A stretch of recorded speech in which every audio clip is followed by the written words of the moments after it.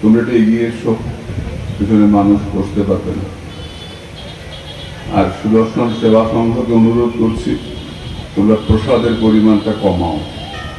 দিন দিন যা লোক বাড়তেছে পুষ্পান্নের ধাক্কায়,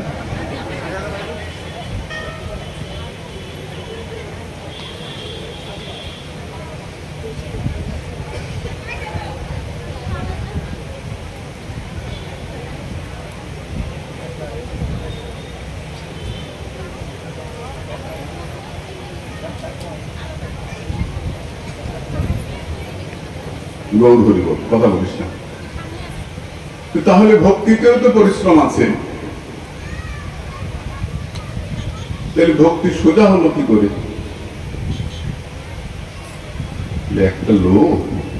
একটা লোকের বাড়ি কাজ করে, বাড়ির মালিক বেটা ছেলে, লোকটাকে বলল যে তুই সারা মাসে যা কাজ করবি সারা মাসের টাকা একবারে নিয়ে যাবি। কাজ করে সারা মাস, হিসাব করে কোন দিন এলো কোন দিন এলো না, সব লেখা থাকে। সারা মাসের টাকা একবারে দিয়ে যায়। তারপর ওই বাড়ির কাজ ছেড়ে দিল, ছেড়ে দিয়ে অন্য একটা বাড়িতে কাজ নিয়েছে।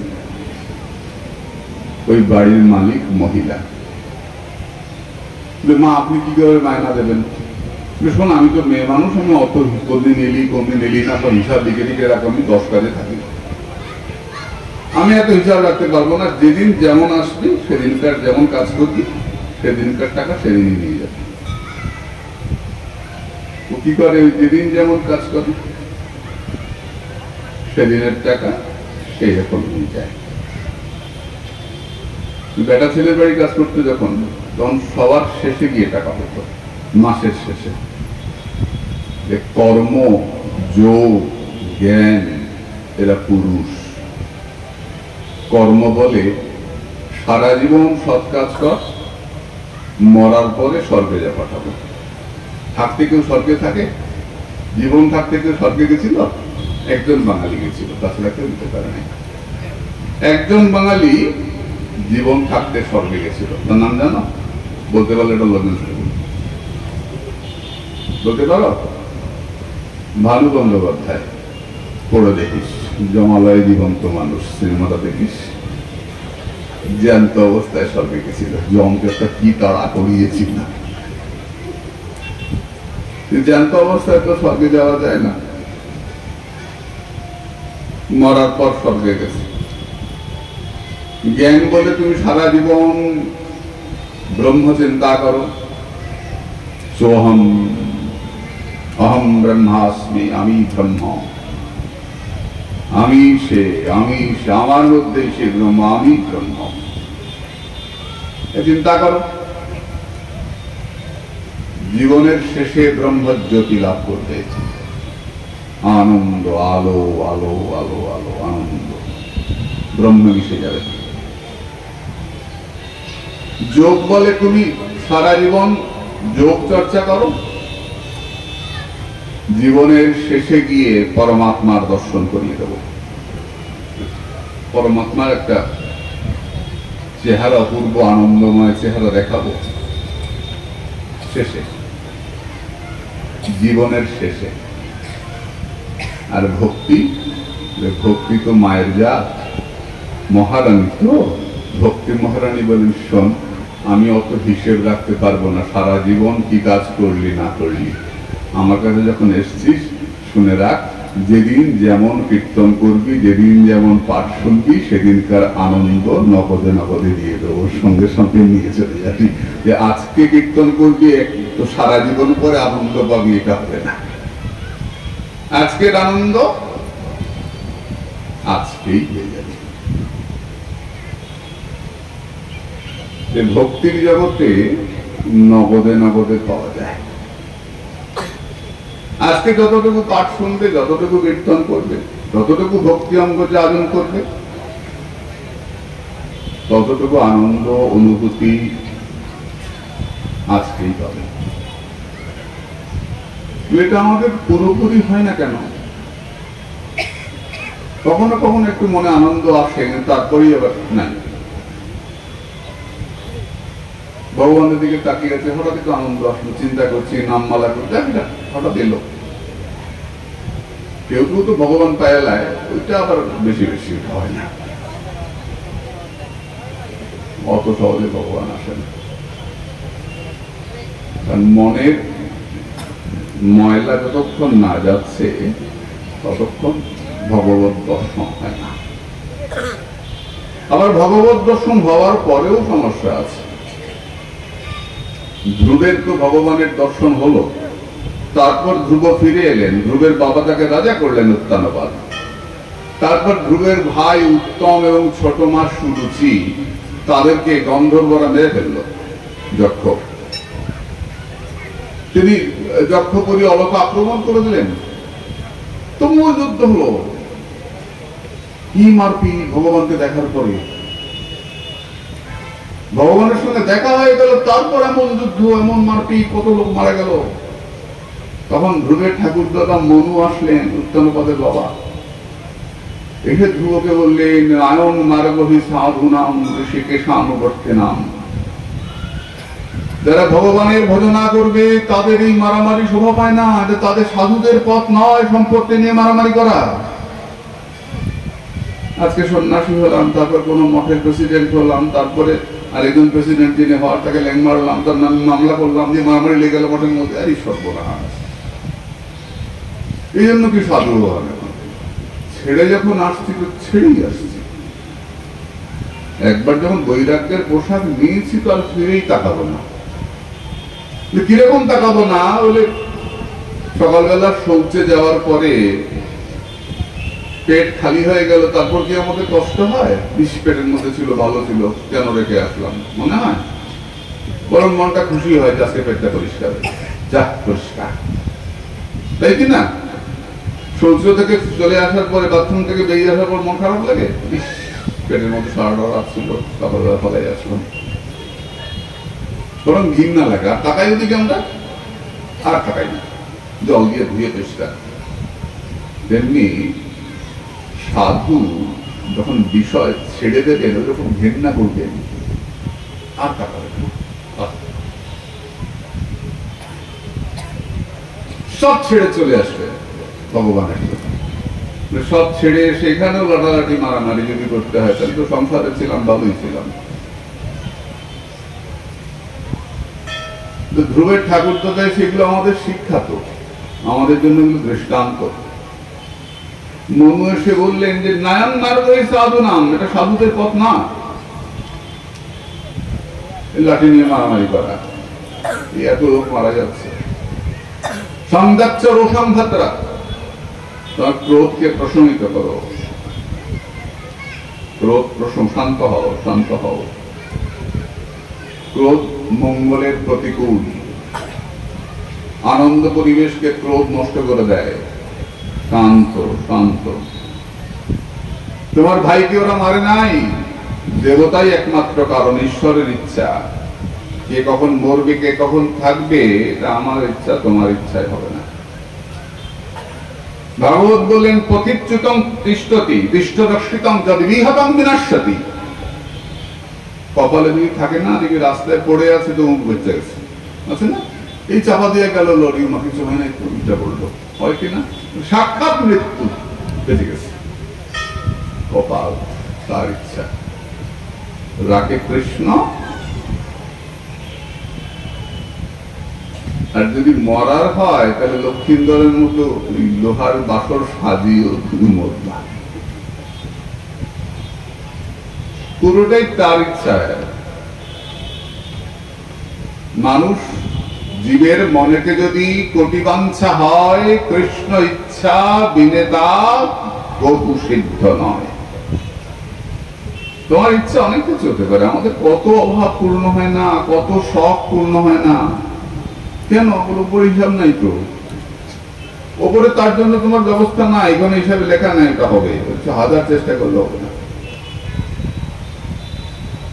প্রভুপাদ রসরঞ্জন গোস্বামী বলতেন যে একটা ঘটি নিয়ে তুই পুকুরে গেল 1 ঘটি জলই পাবি, নদীতে গেল 1 ঘটিই পাবি, আর সমুদ্রে গেল 1 ঘটিই পাবি, তার বাইরে 1 বাটি জল আসবে না। ওই একটা ঘটি পূর্ণ, শেষ। তোর এই ঘটিতে যতটুকু আছে ওইটুকুই তো হবে, এই বেশি হবে না রে। ভগবান রাম যেটা রচনা করেছেন ওইটাই হবে, ওই হতা। তাই আমরা সুখের জন্য ছুটি, আরেকটু দামি গাড়ি, আরেকটু এসি, আরেকটু মার্বেল, আরেকটু গ্রানাইট, আরেকটু ভালো ব্যবস্থা। ভালোর কি শেষ আছে রে মা? এই ছেলেরা বল না, ভালোর কি শেষ আছে? কত আরো চায়, আরো চায়, আরো চায়। ছেলেমেয়েরা কিডনি বিক্রি করে ফেলছে মোবাইলের জন্য, এরকম ঘটনা শোনা যাচ্ছে। দেখ শেষ আছে, তো তুমি কেমন আছো, আমি ভালো আছি এটা বলার জন্য কিডনি বেচতে লাগতেছে।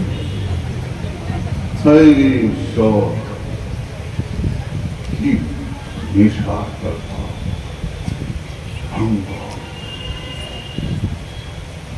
ওদিকে চাহিদাটা না বাড়িয়ে যদি আমরা ঈশ্বরের দিকে চাহিদাটা বাড়াই, তার সঙ্গে যুক্ত হওয়ার চেষ্টা করি। আবারও সেই একই কথা, কবে থেকে কৌমার আচরে প্রাজ্ঞ ধর্মান ভাগবতানি। প্রহ্লাদ যখন তার বন্ধুদেরকে বলছেন, বন্ধু আয় তোরা আমরা একসঙ্গে হরিনাম কীর্তন করি, হরিবোল বলি, তখন বন্ধুরা বলছে কিরে প্রহ্লাদ এত অল্প বয়সে বলবি? এখন তো রাস্তার মোড়ে আড্ডা দেওয়ার সময়, আরো ছোট 5 বছর তো আড্ডা হয় না, তো খেলাধুলার সময়। এত কুটি কুটি বাচ্চা আমরা এখনই হরিনাম করবি? প্রহ্লাদ বললেন কার অল্প বয়স? সেগুলো আমাদের না, আমাদের অল্প বয়স না, আমার দেহটার অল্প বয়স 5 বছর। তুই আর দেহটা কি আলাদা? বলে হ্যাঁ, তো এরকম দেহ তো আমি প্রত্যেক জন্মে একটা করে পাই না।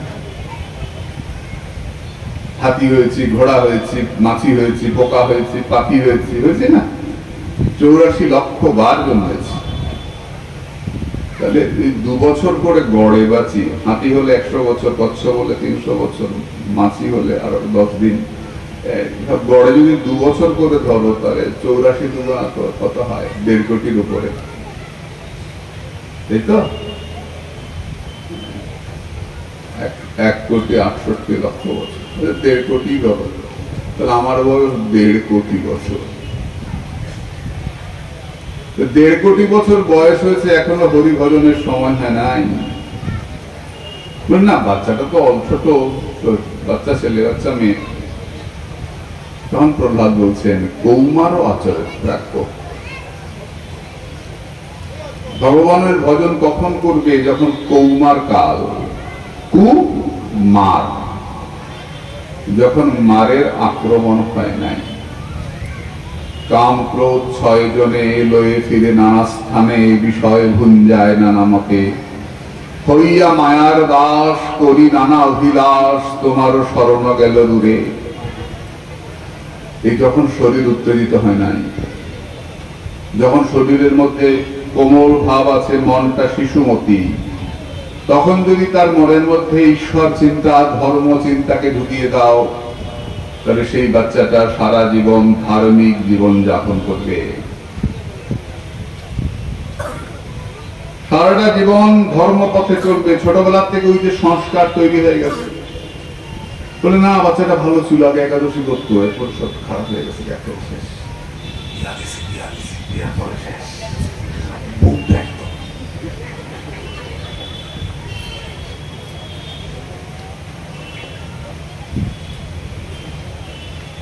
শোনো, এই সোনার আংটি যদি কাদায় পড়ে যায় নষ্ট হবে, কাদা ধুয়ে গেলে আবার আংটিটা বেরিয়ে আসবে। তিনি যার ছোটবেলাতে সংস্কার একবার হয়ে গেছে না, যত যাই হোক সংস্কার বশত সেই বাধা থেকে ঠেলে বেরিয়ে আসবে। এটার নামে নিষ্ঠা। কলা গাছের মোচা দেখেছো যখন বেরোয়, গর্ভ মোচা, দেখবি একদম শক্ত, ফাঁপা থাকে না, শক্ত। তারপর ভেতরের কলাগুলো যে বড় হতে আরম্ভ করে, বাইরের খোলাগুলো যা চেপে থাকে ওদেরকে ছাড়াতে হয় না, আপনা আপনি ঝরে ঝরে পড়ে যায়, কলার কাঁদিটা বড় হয়ে নেমে আসে। তোরা কি বলিস ছড়া না, নেমে আসে বিরাট বড় কলার ছড়া, খোলাগুলো থাকে পড়ে যায়। কেন? ভেতরে কলা বড় হচ্ছে। তেমনি তোমার নিষ্ঠা যত গাঢ় হবে আমাকে সাধন করতেই হবে। যারা মোচার খোলার মতো তোমাকে চেপে থাকবে না, দেখবে তারা তোমায় ছেড়ে চলে যাচ্ছে, সরে যাচ্ছে, তোমার গৌর গোবিন্দ ভজনের পথ সুগম হয়ে যাচ্ছে। তার জন্য তোমার চাই নিষ্ঠা, অর্থাৎ গতি নিবৃত্তি, দাঁড়িয়ে পড়া। আমি এখান থেকে সরব না, খণ্ড খণ্ড হয় দেখো যায় যদি প্রাণ, তবু না ছাড়িব বদনে হরিনাম। যারা শ্রদ্ধাবান ভক্ত, শ্রদ্ধাবান জন হে শ্রদ্ধাবান জন, যারা শ্রদ্ধা আছে, শরণাগতি আছে, আনুকূলস্য সংকল্প প্রাতিকূল্য বিবর্জনম রক্ষিষ্য থেকে বিশ্বাস গোত্রিত্বে বর্ণম তথা আত্মনিক্ষেপ কার্পণ্যে সর্ববিধা শরণাগতি। কালকে আমরা দেখেছি দ্রৌপদীর কথা, ওই হাতিটার কথা। যেই শরণ নিলেন অমনি ভগবান নেমে আসলেন, কবিরটাকে উদ্ধার করলেন, হাতিটাকে উদ্ধার করলেন। এটার নাম শ্রদ্ধা, বিশ্বাস। গুরু তোমায় দিয়েছেন যে শ্রদ্ধা যুক্ত চিত্তে তুমি জপ করো, সন্ধ্যা করো। সন্ধ্যা করো তো তোমরা? সন্ধ্যা করো তো? সন্ধ্যা কাকে বলে? সম্যক ধ্যান করার নাম সন্ধ্যা করা। বেশি লোকজন থাকবে না,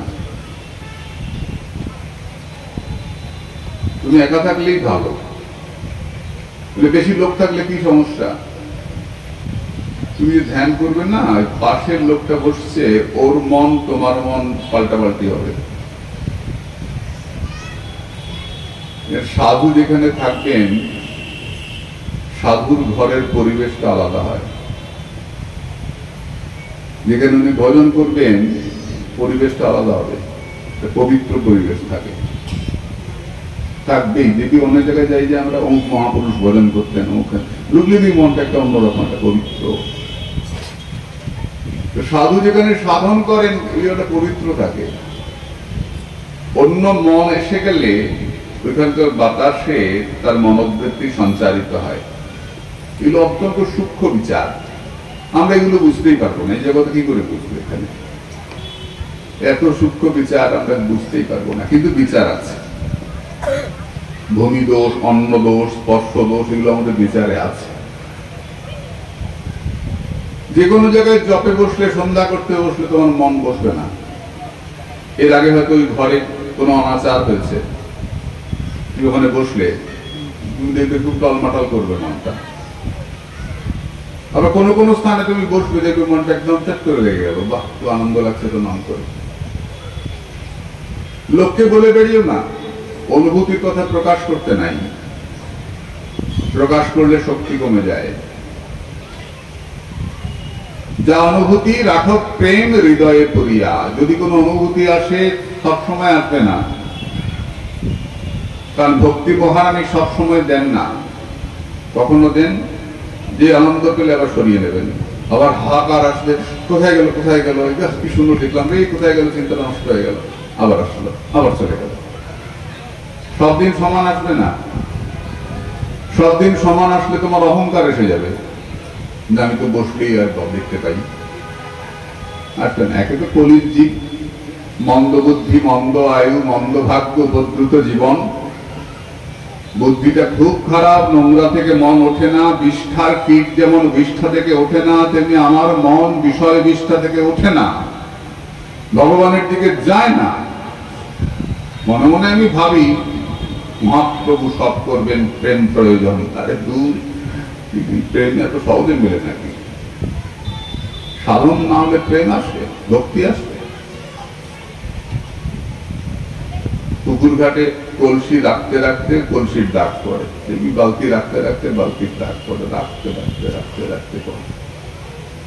ক্রমে ক্রমে পায়ে দিন ভব সিন্ধুকুল। এত তাড়াতাড়ি মনের শান্ত ভাব আসবে না, যে একবার এসে গেলে কিন্তু খুব আনন্দ থাকবে। পুকুরের জলে চাঁদের আলো পড়ে, চাঁদের ছবি পড়ে, জলটা নাড়িয়ে দেওয়া যায়, ছবি পড়বে?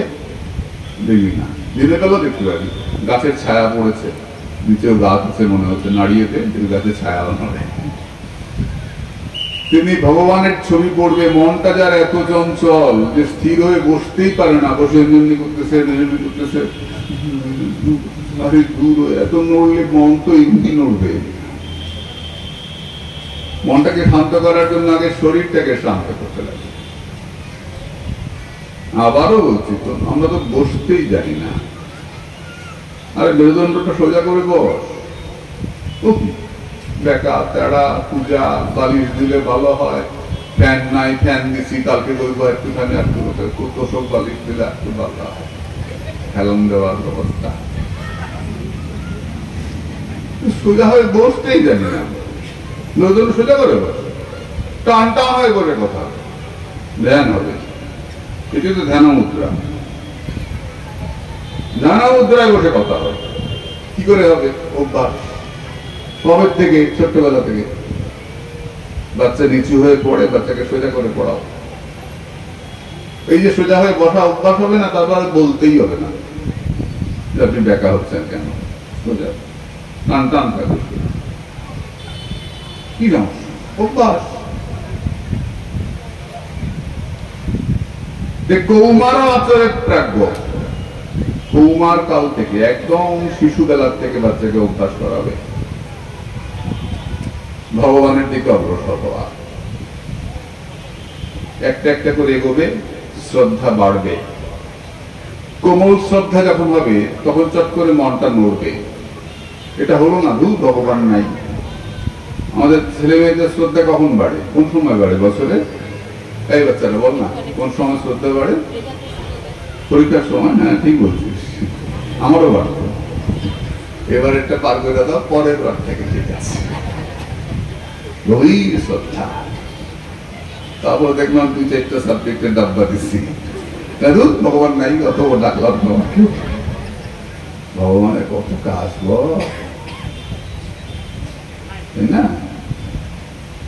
এই গুরুদেবেরও অনেক কাজ। কালকে না বসে একটা ছেলে এসে আমাকে বলতেছে, তোরে আমাদের সাপে কাটছে। সাপে কাটছে কথা পাই কেন, মনে মনে ভাবি আর কি জ্বালা, কি জ্বালা, তাই নাকি? গুরুদেবকে সব কথা জানাতে হবে, সাপে কাটছে। উনি আবার নিজে নিজেই সিদ্ধ পুরুষ, কেউ বলুক না বলুক।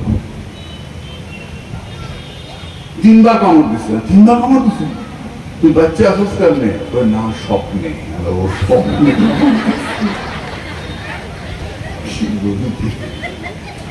কত কথা শুনতে হয়।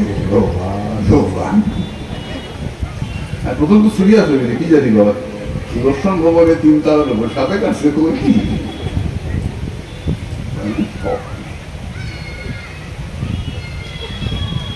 তাহলে ভগবানকে কত কথা শুনতে হয়। এই যে ভজন, এর নাম প্রবৃত্তিমূলক ভজন, ভগবানের কাছ থেকে আদায় করার জন্য। আমার এটা করে দাও, আমার এটা করে দাও, আমার ওটা করে দাও, আমার মেয়ের বিয়ে হচ্ছে না, তুমি ঠিক করে দাও না। ভগবান বগলে ছাতা নিয়ে ছুটলো পাত্র খুঁজতে।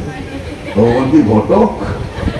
মেয়ের বিয়ে হয় না, ঘটক দেখ, পত্রিকায় অ্যাড দে, আসছে। ভগবান কি করবে? ভগবান তোর কপাল নাই, বের হয় না, কে দাও? ভগবান কি করবে? ভগবান মেয়ের বিয়ে দাও, ভগবান ছেলের চাকরি দাও, ভগবান ওই হয়েছে। ভগবানের কি জ্বালা, এই জন্য ভগবান আসে না আমাদের সাথে। আড়ালে থাকলে এত জ্বালা, সামনে আসলে কি হবে? এটা হচ্ছে প্রবৃত্তিমূলক ভজন, আমার সুখের জন্য। আমাকে দাও দাও দাও দাও দাও। তোমার বেলা নকুল দানা, তোমার বেলা বাতাসা, বাংলা কৌটা থেকে বাতাসা বাজে। আমার বেলা ভগবানের এমন বোকা মাথায় পাইছে, একবারে যা চাইবো ভগবান দিয়ে আয়।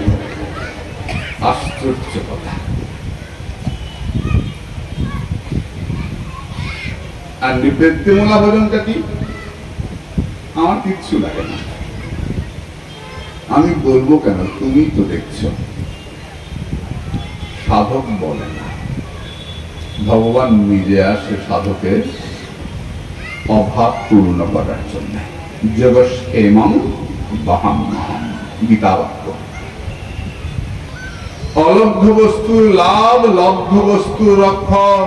যা নাই তা কাঁধে করে বয়ে দেব, আর যা আছে তা দাঁড়িয়ে থেকে রক্ষা করব। মনে পড়ে সেই গীতা পাঠ করেছিলেন অর্জুন মিশ্র, এই ঘটনা। ভগবান কাঁধে করে দেন। অন্য ভগবান বলেন তুমি আমাকে ডাকো, অন্য যারা এসছেন যুগপুরুষরা বলেন তুমি আমাকে ডাকো, তোমাকে আমার কাছে নিয়ে আসবো। আমার কৃষ্ণ ভগবান বলেন তুমি আমাকে ডাকো, তোমাকে আমার কাছে আনবো না, আমি নিজে গিয়ে দাঁড়াবো তোমার কাছে।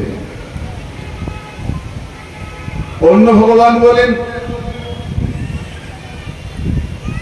তুমি আমাকে ডাকো, আমি তোমাকে রক্ষা করব। আমার কৃষ্ণ ভগবান বলেন তুমি আমাকে ডাকো, আমি তোমার পাপের দায়িত্ব গ্রহণ করব।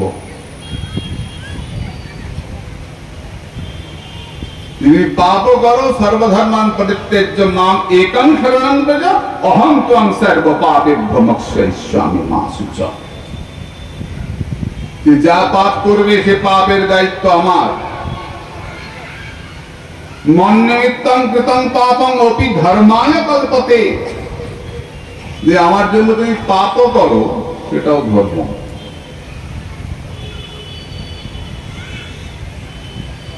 ধর্ম মানে যা আমাদের ধরে রাখে তার নাম ধর্ম, আমরা আগে আলোচনা করেছি। আর মালা তিলক হচ্ছে উপাসনা। এই শ্রদ্ধাবান শ্রদ্ধাবান ভক্ত যার এই শরণাগতি এসছে, তিনি আমাকে ভজনা করেন। ভগবান নিজে বলছেন মনমনা ভব, আমাকে মনটা দাও।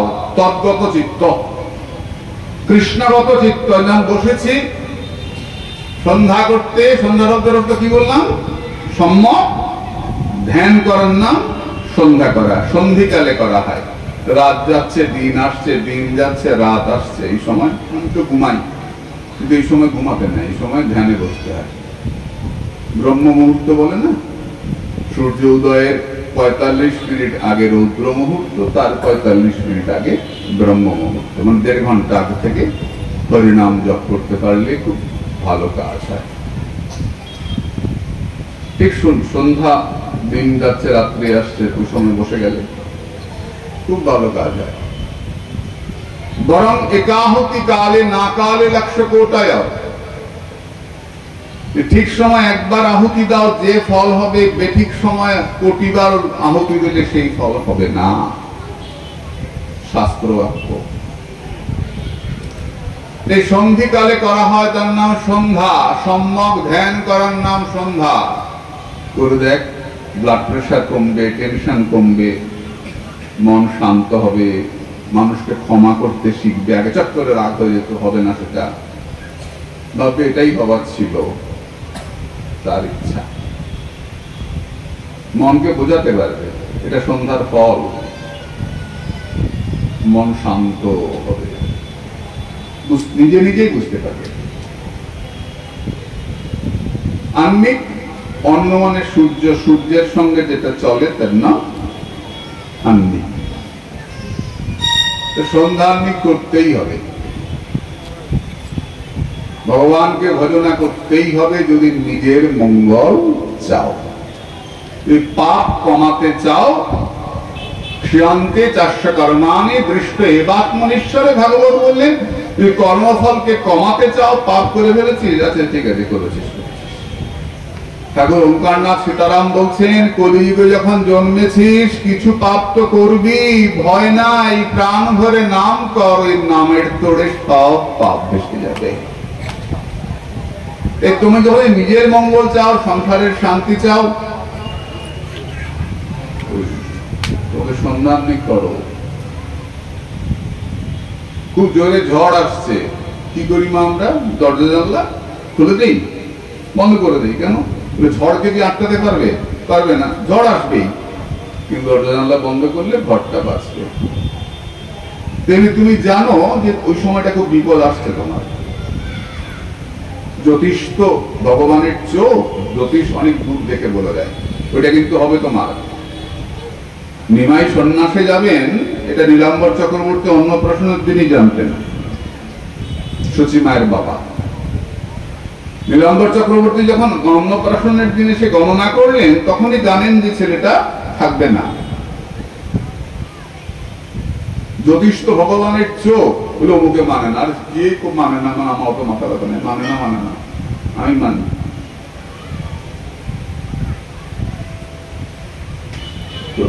তোমার ঝড় আসছে, সামনে বিপদ আসছে, তুমি যদি আগে মন্ত্রের দেয়াল তুলে দাও অনেক কমে আসবে বিপদ। আমার তখন একটা খারাপ সময় চলছিল, এখনো চলছে খারাপ সময়। তো আমাকে আমার জ্যোতিষ বলে দিলেন যে আগামী 31শে জানুয়ারির মধ্যে আপনার মা পড়ে যাবে, মাথায় রাখবে। আমি কি করবো তাহলে? আমাকে বললেন আপনি অমুক মন্ত্রটা জপ করুন। আমি করতে লাগলাম, আর মাকেও বললাম মা সাবধানে থাকবে, কিন্তু সাবধানে চলবে, তোমার কিন্তু পড়া আছে, মাথায় আঘাত আছে। 31শে জানুয়ারি দুপুর বেলায় মা আমাকে ডেকে বলছেন, কিরে আজকে তো 31শে জানুয়ারি, এখন তো কিছু হইছে না। তাহলে তা কিছু হইতো না বল? হ্যাঁ মা, আজকে দিনটা গেলে আর নিশ্চিন্ত, কিছু হইতো না। 31 জানুয়ারি কেটে গেল, পরের দিন 1 ফেব্রুয়ারি, সরস্বতী পূজার দিন। আমি ঠাকুর ঘরে বসে সরস্বতীকে ফুল দিচ্ছি, যেমন জানি ফুল দিচ্ছি, হঠাৎ ধপ করে একটা শব্দ, ঠক করে একটা আওয়াজ। আমার মেয়ে শ্রীজি ছুটতে এলো, ছুটে এসে বললো বাবা বর্দি পড়ে গেছে। বর্দি পড়ে গেছে? দৌড়ে গেলাম আমি ঠাকুর ঘর থেকে বেরিয়ে, গিয়ে দেখি মা দোতলা থেকে, ঠাকুর ঘর একতলায় আমাদের, বাঁশ সিঁড়ি দিয়ে নামতে গিয়ে গড়িয়ে পড়ে মায়ের বয়স কত? 84, 83, 84।